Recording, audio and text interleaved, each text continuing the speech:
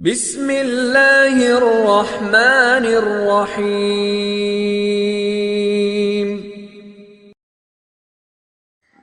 الحمد للہ وحدہ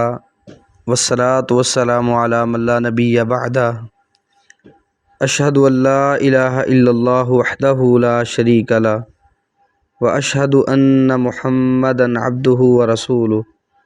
اما بعد فاعوذ باللہ السمیع العلیم من الشیطان الرجیم، فمن اظلم ممن کذب علی اللہ وکذب بالصدق اذ جاءہ الیس فی جہنم مثوی للکافرین۔ اللہم صلی علی محمد وازواجہ وذریتہ کما صلیت علی آل ابراہیم وبارک علی محمد وازواجہ وذریتہ کما بارکت علی آل ابراہیم انک حمید مجید۔ رب اشرح لی صدری ویسر لی امری واحلل عقدۃ من لسانی یفقہوا قولی رب زدنی علما۔ آج انشاءاللہ الرحمن ہم 24ویں پارے کا خلاصہ ذکر کریں گے۔ اللہ سبحانہ و تعالی حق بات کہنے کی توفیق عطا فرمائے اور اس کے بعد ہمیں کتاب و سنت کے مطابق عمل کرنے کی توفیق دے۔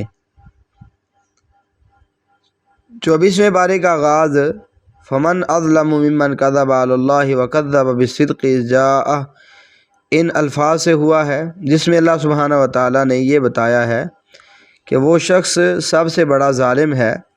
کہ جو اللہ پر جھوٹ بولتا ہے اور آنے والی سچائی کو جھٹلا دیتا ہے۔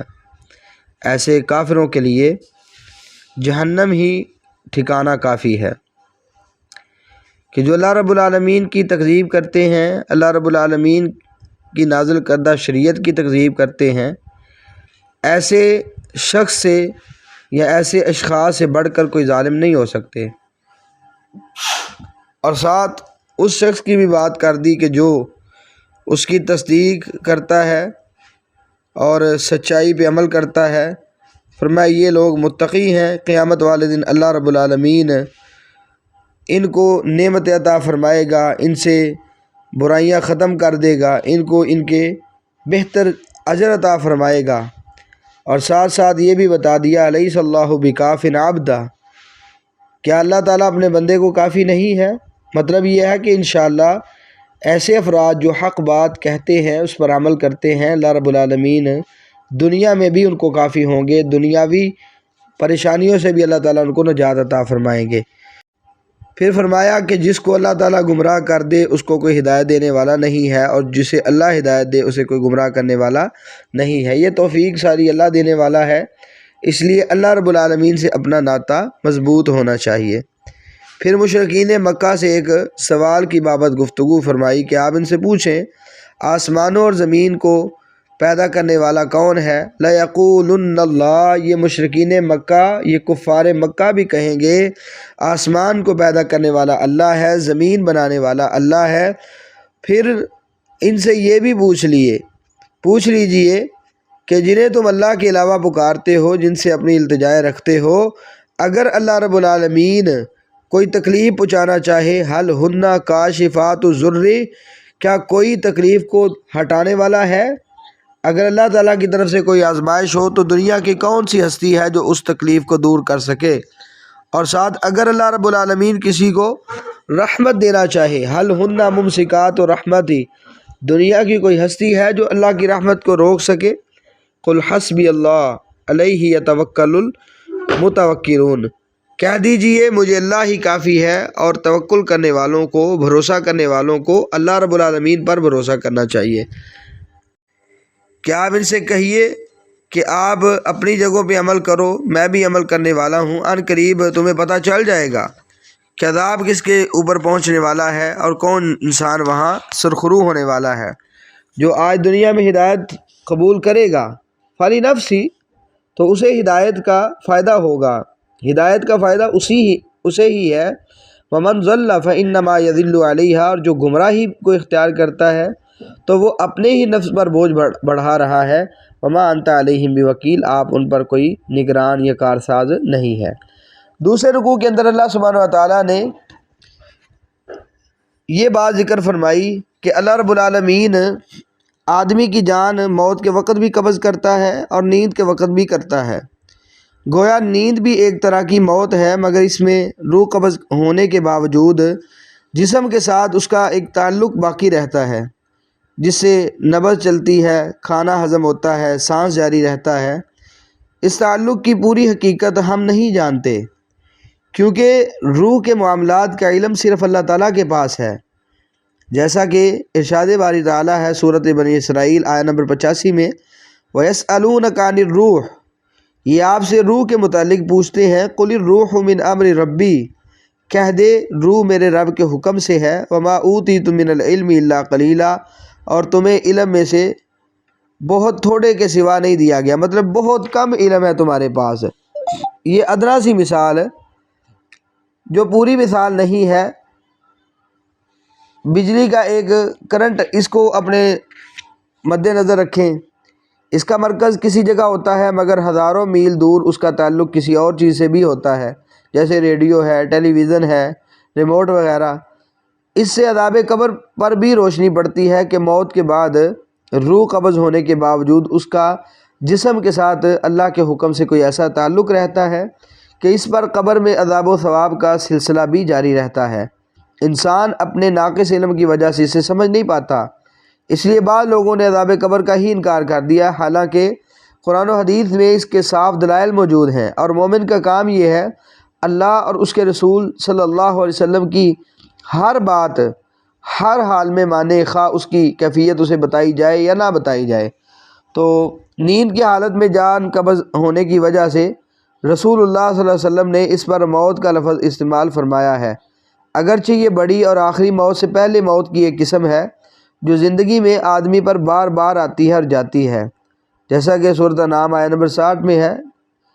وَهُوَ الَّذِي يَتَوَفَّاكُم بِاللَّيْلِ وَيَعْلَمُ مَا جَرَحْتُم بِالنَّهَارِ، اور وہی ہے جو تمہیں رات کو قبض کر لیتا ہے اور جانتا ہے جو کچھ تم نے دن میں کمایا۔ تو سیدنا حذیفہ بن یمان رضی اللہ تعالیٰ عنہ سے مروی صحیح بخاری میں حدیث موجود ہے کہ نبی کریم صلی اللہ علیہ وسلم جب بیدار ہوتے تھے نیند سے تو یہ کلمات پڑھا کرتے تھے، الحمدللہ الذی احیانا بعد ما اماتنا والیہ النشور، سب تعریف اللہ کے لیے ہے جس نے ہمیں زندگی بخشی اس کے بعد کہ اس نے ہمیں موت دی اور اسی کی طرف اٹھ کر جانا ہے۔ بہرحال یہ ایک مثال دے کر اللہ سبحانہ و تعالیٰ نے بتا دیا کہ ایسے ہی ایک موت آنے والی ہے۔ ان چیزوں پہ اگر کوئی انسان غور کرے تو یہ چیزیں سمجھنا آسان ہو سکتی ہیں۔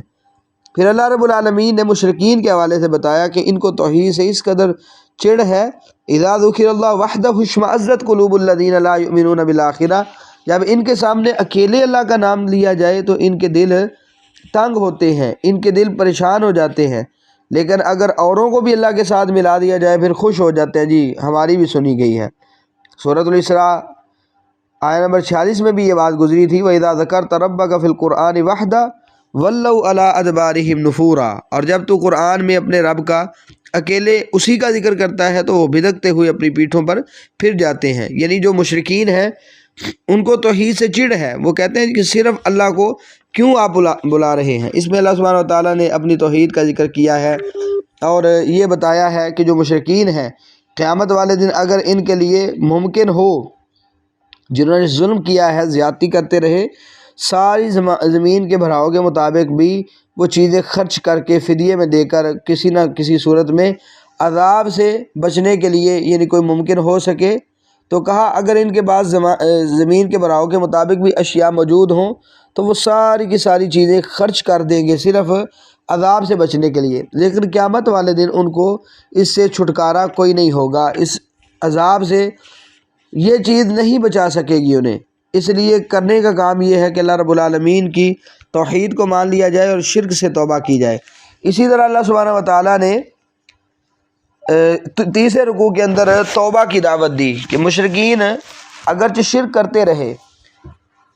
شیطان جو ہے وہ نا امیدی دلاتا ہے، شیطان لوگوں کو اللہ کی رحمت سے مایوس کرنا چاہتا ہے،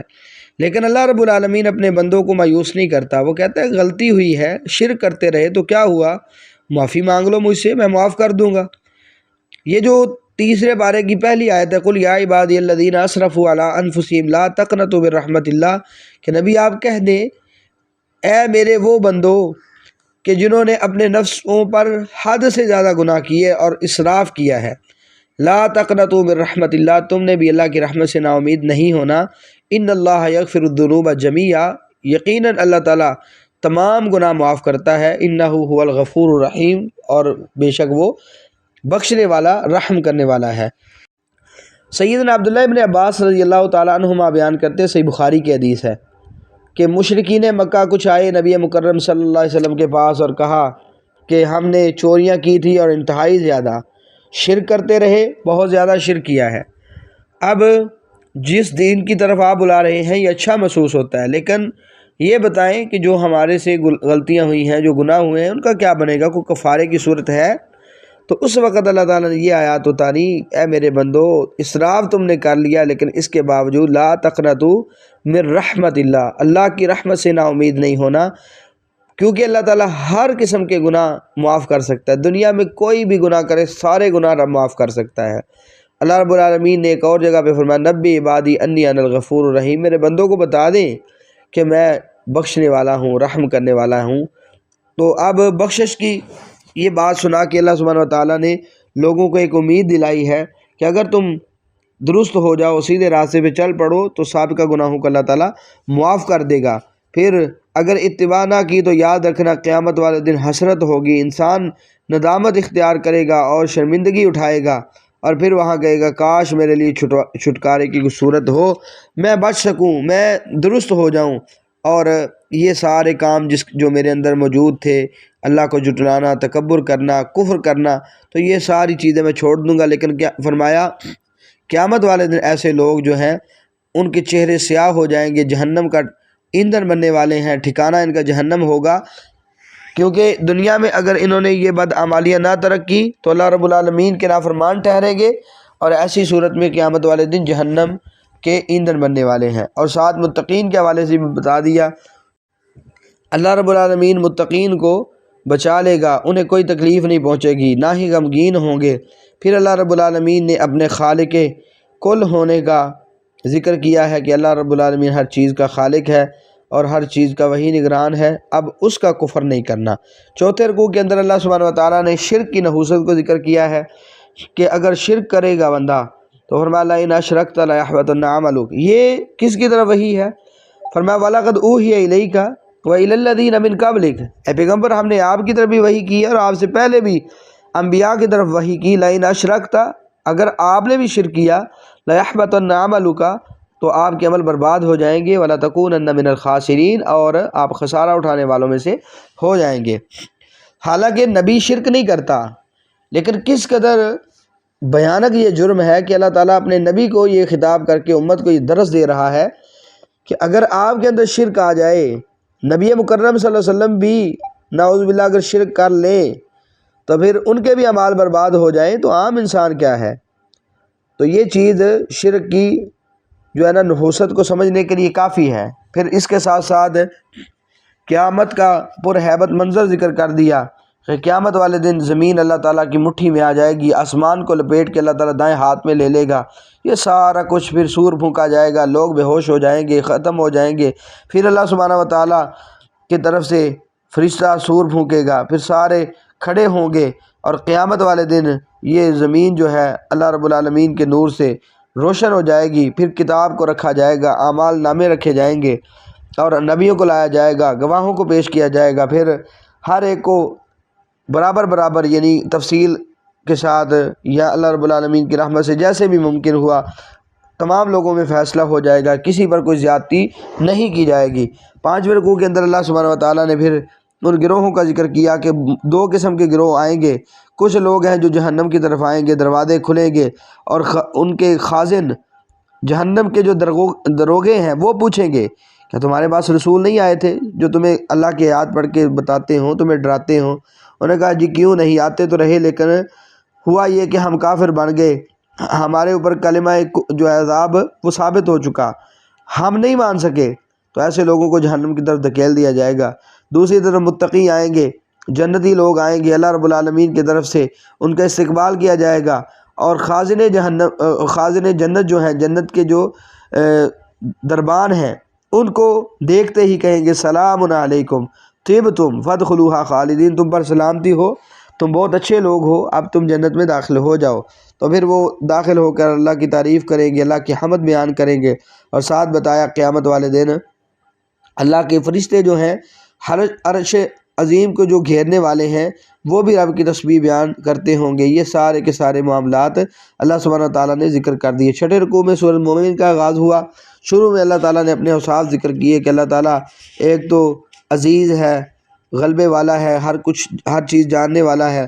گناہوں کو مٹانے والا ہے، توبہ کو قبول کرنے والا ہے، لیکن ساتھ ساتھ یہ بھی بتا دیا شدید العقاب، وہ سخت عذاب والا بھی ہے۔ اگر تو انسان مانے گا، اپنی غلطیاں سابقہ گناہوں سے توبہ کرنا چاہے گا، اللہ تعالیٰ اسے معاف کر دے گا، اور اگر اکڑا رہے گا تو یاد رکھے ایسے شخص کو، ایسے لوگوں کو اللہ سبحانہ وتعالیٰ پکڑنے پہ بھی قادر ہے۔ کفار کی حالت بتائی اور کہا ان کفار کی مال و دولت، ان کی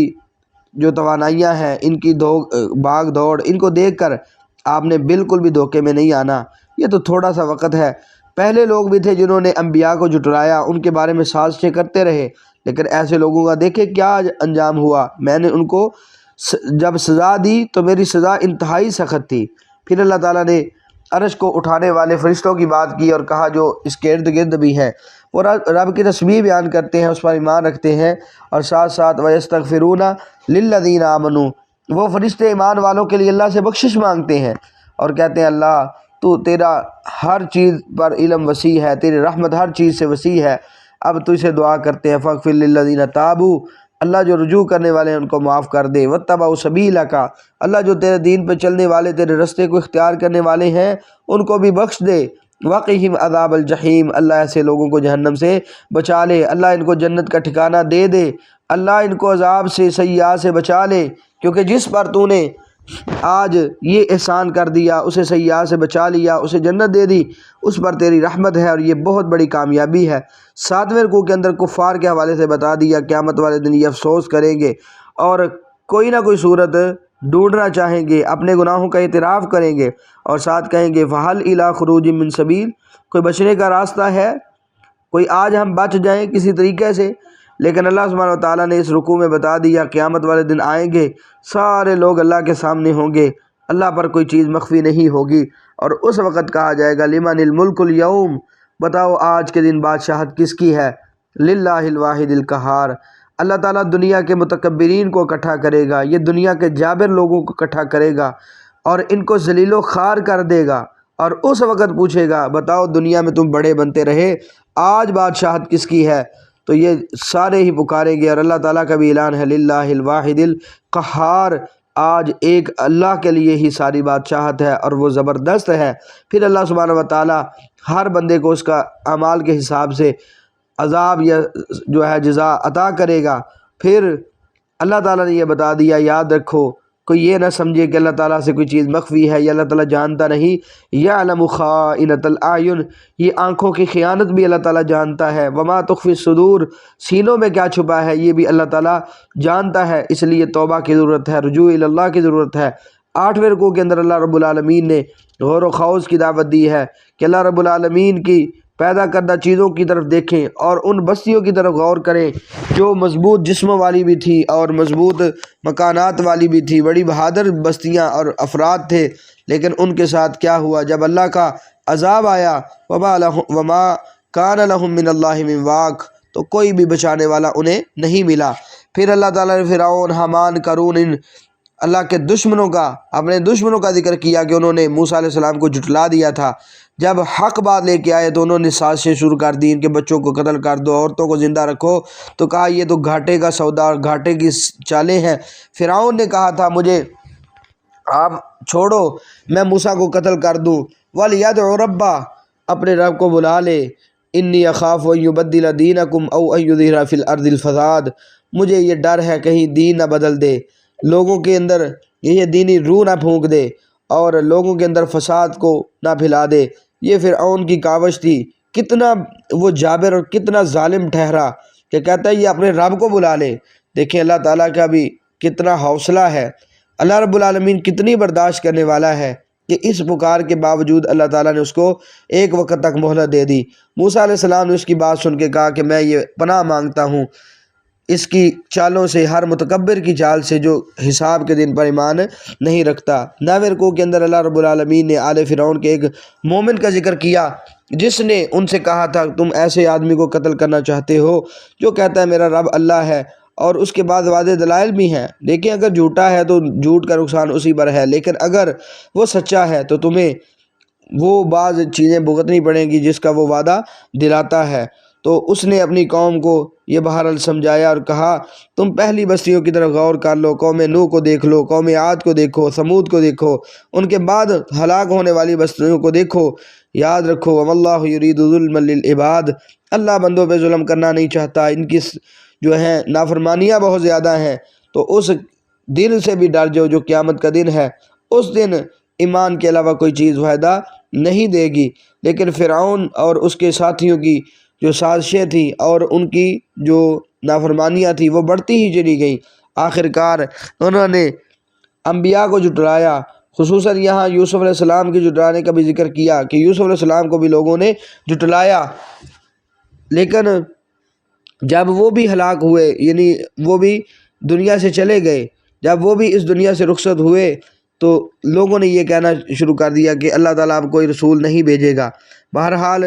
اس سے بعد لوگ یہ استدلال کرتے ہیں کہ آج بھی نبی اور رسول آ سکتا ہے، یہ اجرائے نبوت پہ دلیل پیش کرتے ہیں، جبکہ نبی مکرم صلی اللہ علیہ وسلم نے فرمایا تھا انا خاتم النبیین لا نبی بعدی، میں خاتم النبیین ہوں، میرے بعد کوئی نبی نہیں ہے۔ تو یاد رکھیں انہوں نے جھٹلایا تھا، فرعون نے بھی جھٹلایا، اس کے اعمال اس کے لیے مزین کر دیے گئے، شیطان نے اس کی جو ہے ایسی سوچ پہ پردہ ڈال دیا کہ وہ ماننے کے لیے تیار نہ ہوا، آخرکار ہلاکت میں چلا گیا۔ 10ویں رکوع کے اندر اللہ رب العالمین نے اس مومن کا ذکر کیا ہے جس نے اپنی قوم کو پکارتے ہوئے کہا تھا میں تمہیں سیدھا راستہ دکھاتا ہوں، لوگو یاد رکھو یا قوم انما هذه الحیات الدنیا متاع، یہ دنیاوی زندگی ایک فائدہ ہے، وان الاخرۃ ہی دار القرار، اگر قرار کی جگہ ہے تو وہ آخرت کی جگہ ہے، آخرت کا گھر ہے۔ اب برائی کرو گے تو بدلہ دیا جائے گا، اگر نیک عمل کرے کوئی انسان ایمان کی حالت میں خواہ مذکر ہو یا مؤنث، ایسے لوگ جنت میں داخل ہوں گے، یرزقون فیہا بغیر حساب، اور ان کو بغیر حساب کے رزق عطا کیا جائے گا۔ اے میری قوم کیا ہے مجھے کہ میں تمہیں نجات کی طرف بلاتا ہوں اور تم مجھے جہنم کی طرف بلاتے ہو، تم مجھے دعوت دیتے ہو کہ میں اللہ کے ساتھ کفر کروں، شرک کروں، حالانکہ میرے پاس اس حوالے سے کوئی علم بھی نہیں ہے، کفر اور شرک کی کوئی دلیل موجود نہیں ہے۔ تو اگر آپ غور کرو گے، یاد رکھو یہ دنیا اور آخرت میرے لیے خسارہ بن جائے گی اگر میں نے یہ کام کیا۔ لیکن آخر میں اس نے یہ بات کہی فَسَتَذْكُرُونَ مَا أَقُولُ لَكُمْ، جو میں تمہیں کہہ رہا ہوں نا ایک وقت آئے گا تو میری باتوں کو یاد کرو گے۔ وَأُفَوِّضُ أَمْرِي إِلَى اللَّهِ، رہا مسئلہ میرا تو میں اپنا معاملہ اللہ کے سپرد کرتا ہوں، میں اللہ پہ اپنا بھروسہ رکھ رہا ہوں۔ تو اللہ تعالیٰ فرماتے ہیں ان کی مکاریوں سے، ان کی چالوں سے اللہ تعالیٰ نے اس کو محفوظ رکھا اور آل فرعون پر عذاب آ گیا۔ اب صبح و شام ان پر عذاب پیش کیا جاتا ہے، اور قیامت کے دن جب قیامت قائم ہوگی اس وقت ان کو سخت عذاب میں بھیج دیا جائے گا۔ اس آیت سے بھی قبر کے عذاب کی دلیل پیش کی جاتی ہے کہ اب بھی عذاب دیا جاتا ہے اور قیامت کے دن بھی عذاب دیا جائے گا۔ پھر جہنمیوں کا باہمی جھگڑا ذکر کیا کہ قیامت والے دن کمزور تکبر کرنے والوں سے کہیں گے ہم تو آپ کے پیروں تھے، آپ ہمیں آگ سے بچا لو، لیکن وہ متکبرین کہیں گے ہم بھی تو آگ میں ہی ہیں۔ آخرکار یہ سارے مل کر جہنم کے دروغے سے کہیں گے ادعوا ربکم یخفف عنا یوما من العذاب، رب سے دعا کرو، رب سے یہ بات رکھو، رب کے سامنے یہ بات کہو کہ اللہ تعالیٰ ہم سے عذاب کو ہلکا کر دے۔ لیکن دروغہ جہنم آگے سے کہے گا بتاؤ تمہارے پاس رسول واضح دلائل نہیں لے کے آئے تھے؟ وہ کہیں گے کیوں نہیں؟ تو کہا فدعوا، پھر تم دعائیں کرو، وما دعاء الکافرین الا فی ضلال، لیکن کافروں کی دعا کا کوئی فائدہ نہیں ہے۔ 11ویں رکوع کے اندر اللہ سبحانہ وتعالیٰ نے یہ بات بتا دی کہ مدد کرنے والا اللہ ہے، اس لیے اس پر آپ اعتماد رکھیں، صبر کرتے رہیں، اللہ کے وعدے پہ امید رکھیں، اپنے گناہوں کی معافی مانگیں، صبح و شام تسبیح بیان کریں، اور ساتھ تخلیق کی بات ذکر فرما دی، اور یہ بھی ساتھ بتا دیا جیسے اندھا اور دیکھنے والا برابر نہیں ہے، اسی طرح ایمان لا کر نیک عمل کرنے والا اور دوسری طرف نافرمان برابر نہیں ہے، اور کم ہی لوگ ہیں جو نصیحت حاصل کرتے ہیں۔ اور قیامت کے بارے میں بتا دیا کہ یہ آنے والی ہے، اس کے بارے میں کوئی شک نہیں، لیکن اکثر لوگ ایمان نہیں رکھتے۔ پھر دعا کرنے کا حکم دیا کہ تمہارا رب یہ کہتا ہے ادعونی استجب لکم، دعا مجھ سے کرو میں تمہاری دعا قبول کروں گا۔ جو میری دعا کے حوالے سے تکبر کرے گا وہ جہنم میں ذلیل ہو کر چلا جائے گا۔ دعا صرف اللہ سے ہے اور دعا عبادت ہے۔ دعا اس طرح کرنی چاہیے جیسا کہ محمد کریم صلی اللہ علیہ وسلم نے سکھائی ہے اور آپ نے کی ہے۔ 12ویں رکوع کے اندر اللہ تعالیٰ نے اپنی نعمتوں کا ذکر کیا کہ اللہ تعالیٰ نے سکون کے لیے رات دی ہے، دن اجالا کی صورت میں آپ کو عطا کر دیا۔ اسی طرح اللہ تعالیٰ ہر چیز کو پیدا کرنے والا ہے۔ اللہ سبحانہ و تعالیٰ نے تمہارے لیے زمین بنا دی ہے، مختلف چیزیں اللہ تعالیٰ نے بنا دی ہیں، اور اللہ تعالیٰ کتنی ہے برکتوں والا ہے۔ غیر اللہ کی عبادت کی ممانعت ذکر کر دی، اور ساتھ تخلیق انسانی بتا دیا کہ انسان کی تخلیق کیسے ہوئی ہے، مٹی سے نطفہ بنا، نطفے سے علقہ، پھر بچہ نکلا ہے، پھر کوئی ہے اپنی جوانی کو پہنچتا ہے، پھر بڑھاپے کو پہنچتا ہے، کوئی پہلے فوت ہو جاتا ہے، کوئی بعد تک یعنی اسے زندگی مل جاتی ہے بڑھاپے تک۔ یہ ساری چیزیں اللہ تعالیٰ ذکر کرنے کے بعد فرماتے ہیں وَلَعَلَّكُمْ تَعْقِلُونَ، تم غور و فکر کرو، عقل کرو ان چیزوں پر۔ اللہ سبحانہ و تعالیٰ جب اتنا قادر ہے اور ساتھ یہ بھی بتا دیا کہ اللہ کا فیصلہ کن کے ساتھ ہو جاتا ہے، تو اللہ رب العالمین سے ڈر جاؤ۔ 13ویں رکوع کے اندر مکذبین کا انجام بتا دیا کہ ایسے لوگ قیامت والے دن خسارے میں ہوں گے، ان کی گردنوں میں جو ہے گردنوں میں طوق ہوں گے اور زنجیروں کے ساتھ جکڑے ہوں گے، اور اس انداز میں جہنم میں ڈالے جائیں گے، اور ان سے کہا جائے گا جہنم میں داخل ہو جاؤ ہمیشہ ہمیشہ، اب تم نے یہی رہنا ہے۔ ساتھ اللہ سبحانہ و تعالیٰ نے یہ بات ذکر فرما دی کہ کتنے رسول ہیں، ہم نے آپ پر ان کے قصے ذکر کیے ہیں، اور وَمِنْهُمْ مَن لَّمْ نَقْصُصْ عَلَيْكَ، لیکن کتنے رسول ایسے ہیں جن کے قصے ہم نے بیان نہیں کیے۔ اور کوئی بھی رسول اپنی مرضی سے کوئی چیز نہیں لا سکتا، ایک آیت اور ایک نشانی بھی نہیں لا سکتا، یہ تو اللہ کا حکم ہوتا ہے تو سب کچھ ہوتا ہے۔ 14ویں رکوع کے اندر اللہ تعالیٰ نے جانوروں کے بارے میں بات کی، جانوروں پر تم سوار ہوتے ہو، ان کا گوشت کھاتے ہو، ان سے نفع اٹھاتے ہو، فائدے تمہارے لیے ہے۔ اسی طرح ان پر سوار ہونے کے ساتھ ساتھ کشتیوں میں بھی سوار ہوتے ہو، یہ اللہ تعالیٰ کی نشانیاں ہیں۔ کس نشانی کا تم انکار کرو گے؟ تو غور و خوض کرو اور اللہ تعالیٰ کی جو ہے مخلوق کو دیکھ کر اللہ تعالیٰ کی مختلف قسم کی جو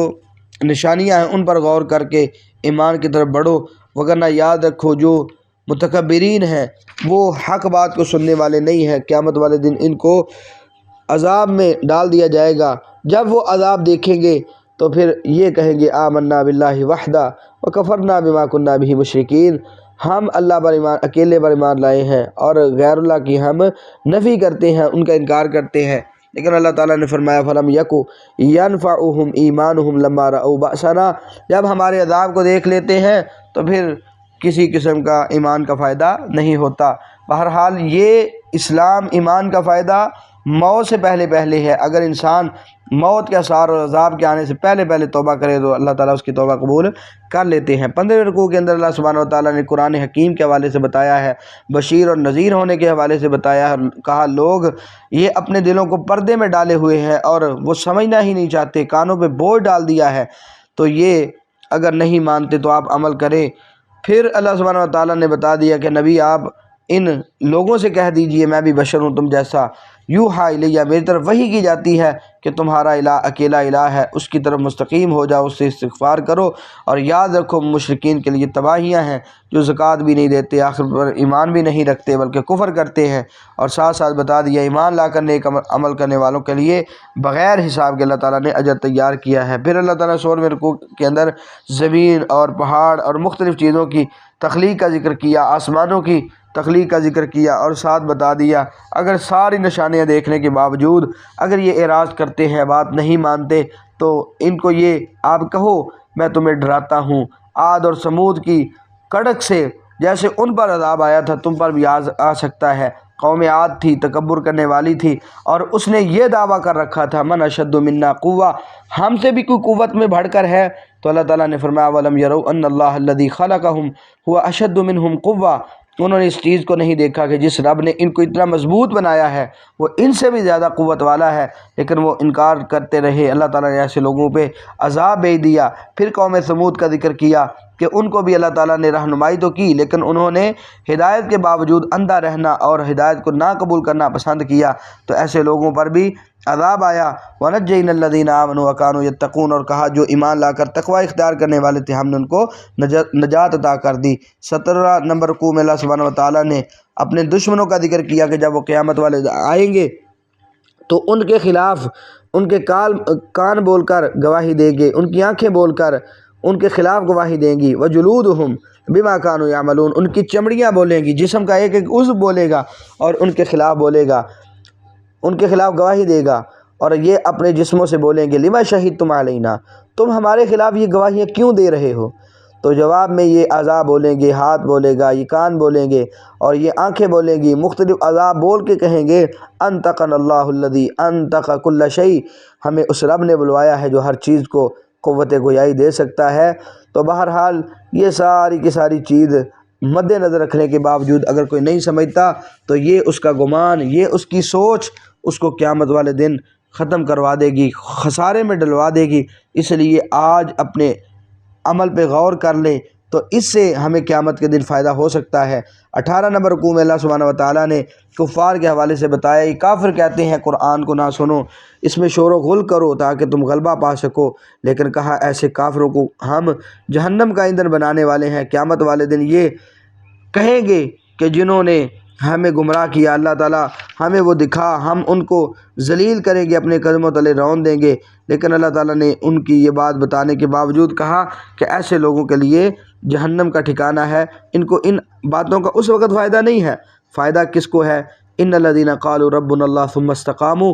جنہوں نے کہا رب ہمارا اللہ ہے پھر اس پر مستقیم ہو گئے۔ کہا فرشتے ان کے پاس جب آتے ہیں تو یہ اعلان کرتے ہیں اللہ تخافوا ولا تحزنوا وابشروا بالجنۃ التي كنتم توعدون، تم نے خوف نہیں کھانا، تم نے غمزدہ نہیں ہونا، تمہیں جنت کی بشارت ہے جس کا وعدہ ہے، اور آج ہم اس دنیا میں کے اندر بھی، اس جہان میں بھی ہم تمہارے دوست ہیں، آخرت میں بھی دوست ہوں گے۔ وَلَكُمْ فِيهَا مَا تَشْتَهِي أَنفُسُكُمْ وَلَكُمْ فِيهَا مَا تَدَّعُونَ، وہاں جو تمہارا دل چاہے گا وہ تم اٹھا سکو گے، وہ تم اس سے یعنی اس سے تم فائدہ اٹھا سکو گے، جو مانگو گے تمہیں عطا کیا جائے گا، یہ اللہ تعالیٰ کی طرف سے مہمان نہیں ہوگی۔ 19ویں رکوع کے اندر اللہ سبحانہ وتعالیٰ نے یہ بات بتائی کہ اس آدمی سے اچھی بات کسی کی نہیں ہے، ممن دعا الی اللہ وعمل صالحا، جو اللہ کی طرف دعوت دیتا ہے، نیک عمل کرتا ہے، وقال اننی من المسلمین، اور یہ کہتا ہے میں اللہ کا فرما بردار ہوں، میں فرما برداروں میں سے ہوں۔ ساتھ یہ بھی بتا دیا کہ اگر آپ دعوت کے منہاج پر ہیں، برائی اور اچھائی برابر نہیں ہے، لیکن آپ نے کیا کرنا ہے؟ برائی کا بدلہ اچھائی سے دینا ہے۔ فَإِذَا الَّذِي بَيْنَكَ وَبَيْنَهُ عَدَاوَةٌ كَأَنَّهُ وَلِيٌّ حَمِيمٌ، اگر آپ کے اور اس آدمی کے درمیان دشمنی بھی ہوگی تو اللہ تعالیٰ تمہارا اس کو دوست بنا دے گا۔ تو یہ شیطان چاہتا ہے دشمنیاں ڈلیں، لیکن شیطان کے پیچھے آپ نے نہیں جانا بلکہ اللہ تعالیٰ سے پناہ مانگنی ہے۔ پھر رات اور دن کی بات کی، نشانی کو ذکر کیا، آسمان اور اسی طرح سورج کا ذکر کیا، اللہ سبحانہ وتعالیٰ نے چاند کا ذکر کیا اور کہا ان چیزوں کو آپ نے سجدہ نہیں کرنا۔ وَاسْجُدُوا لِلَّهِ الَّذِي خَلَقَهُنَّ، سجدہ اس رب کو کرنا ہے جو ان تمام چیزوں کا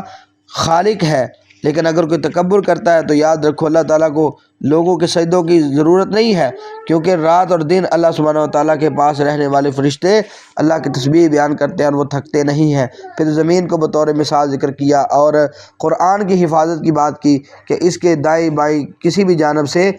نہ آگے سے نہ پیچھے سے باطل نہیں آ سکتا، یہ حکیم اور حمید کی طرف سے نازل کرتا ہے۔ لوگوں نے جھٹلایا، لیکن قیامت والے دن ایسے لوگ برے انجام میں ہوں گے، ان کو عذاب میں دھکیل دیا جائے گا۔ اور آخر میں اللہ سبحانہ وتعالیٰ نے کہا کہ کتاب موسیٰ علیہ السلام کو بھی دی گئی تھی، لیکن ان کے بارے میں بھی اختلاف کیا گیا، لوگوں نے تو موسیٰ علیہ السلام کو بھی جھٹلا دیا تھا، لیکن آخری آیت اس میں یہی بتا دی من عمل صالحا فلنفسہ ومن اساء فعلیہا، جو نیک عمل کرے گا فائدہ اسی کو ہے اور جو برائیاں کرے گا نقصان اسی پر ہے۔ وما ربک بظلام للعبید، آپ کا رب کسی پر بھی کسی صورت بھی ظلم کرنے والا نہیں ہے۔ یاد رکھیں ظلام ویسے مبالغے کا صیغہ ہے جس کا عام طور پہ معنی یہی ہوتا ہے کہ بہت زیادہ ظلم کرنے والا، تو یہ معنی نہیں ہے کہ اللہ تعالیٰ بہت زیادہ ظلم کرنے والا نہیں ہے، تھوڑا ظلم کرنے والا ہے، ایسا نہیں، بلکہ اس کا مطلب یہ ہوگا کہ یہ نفی میں مبالغہ ہے، یعنی آپ کا رب بالکل بھی ظلم کرنے والا نہیں ہے، کسی بھی صورت ظلم کرنے والا نہیں ہے۔ اللہ رب العالمین ظلم نہیں کرے گا کسی پر۔ آج اگر کوئی انسان نہیں مانتا تو یہ اپنے اس بد عملی اور اپنے اس نقصان کو قیامت والے دن محسوس کرے گا۔ ہم اللہ تعالیٰ سے دعا کرتے ہیں اللہ رب العالمین ہمیں عمل کرنے والوں میں سے بنا دے، توحید پرستوں میں بنا دے، اور ہر قسم کی شرک سے، اللہ کی نافرمانی سے ہمیں محفوظ رکھے۔ زندگی اسلام کے مطابق اللہ تعالیٰ بسر کرنے کی توفیق دے، ایمان کی حالت میں اللہ تعالیٰ موت عطا فرمائے۔ السلام علیکم ورحمۃ اللہ وبرکاتہ۔